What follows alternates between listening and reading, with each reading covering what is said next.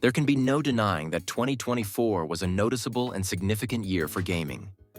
While there were plenty of fun games last year, for the most part, it will be remembered for its failures. It is hard to say when the shift happened, but to say that there was an awakening would be an understatement.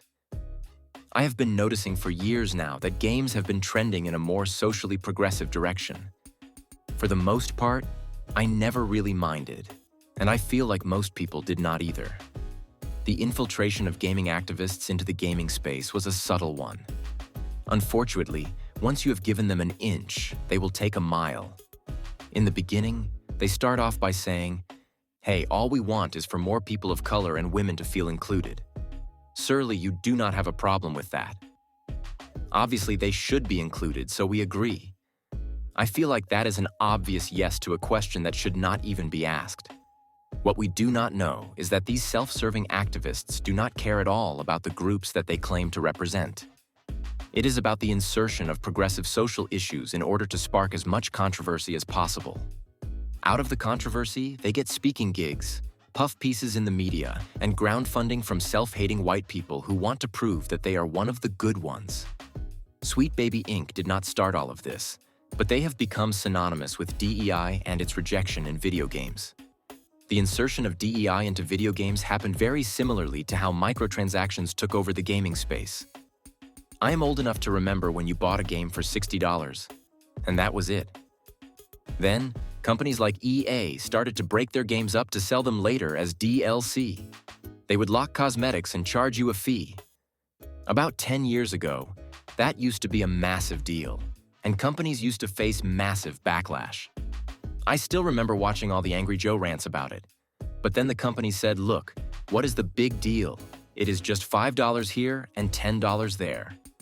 It does not affect that game or story at all. We, as gamers, gave them an inch and said yes. And now the practice is widely accepted with more predatory behavior from these companies than ever before. Well, those same corporations are now back, but this time with DEI. For some reason, they believe that this will make them money. Thus, they are pushing it more than ever before. These types of politics have infiltrated gaming in a way that we have never seen before. Many woke up at the beginning of this year when Sweet Baby Inc. Detected made the list on Steam to show just how deep this thing goes. I woke up when I saw how hard game journalists and others within the media were working to get the Steam page shut down. Now, not everyone agrees that this infiltration is a bad thing. With that, allow me to bring to you a piece by PCGamer. They recently wrote an article titled, "After 2024, it feels like the games industry is poised for a vibe shift, or maybe a reckoning." While some of the points they make are decent, they seem to be drawing incorrect conclusions. They start things off by stating, 2024 has been a year of incredible video games. It's also been bloody. Just like 2023 before it, there have been thousands of layoffs, dozens of studio closures, failures from companies that we once assumed were too big to fail. GameStop shut down Game Informer, the only other surviving gaming magazine in the US, as its CEO honed his corporate strategy to tweeting Trump 700 times in a row. Elon Musk threw in with the "games are too woke" crowd. Now, already, you will notice that there is a bit of a tone when they mention the phrase, "games are too woke." Granted, they are allowed to voice their opinions. Just a few lines down in the same article, they list a few noticeable points that happened in 2024. In one point, they state, right-wing reactionaries fueled a renewed hate campaign against wokeness and DEI in gaming, with consultancy Sweet Baby Inc. taking the brunt of the fire. That part from PCGamer is a crazy way to frame things. You can very easily make the opposite argument as well.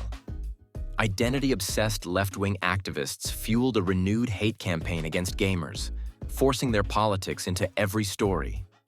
I also do not think that this is a right-wing campaign. Even liberals such as myself do not like it. It is one of the few issues that both the left and the right can agree on. At the end of the day, there is only one label that defines us.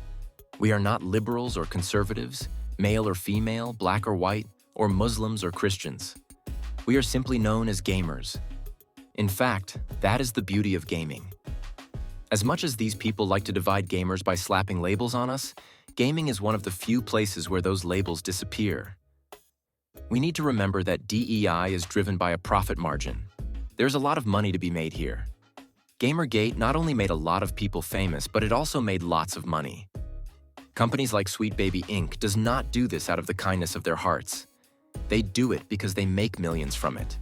That is the reason why these companies work so hard to smear anyone who calls this out. PCGamer said that it was right-wing reactionaries who is to blame.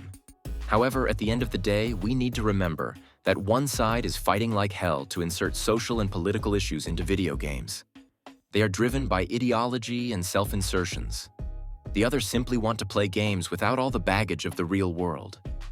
The article states that 2025 will be a reckoning. However, I think 2024 was the reckoning, and 2025 might be the start of the correction. Ultimately, only time will tell.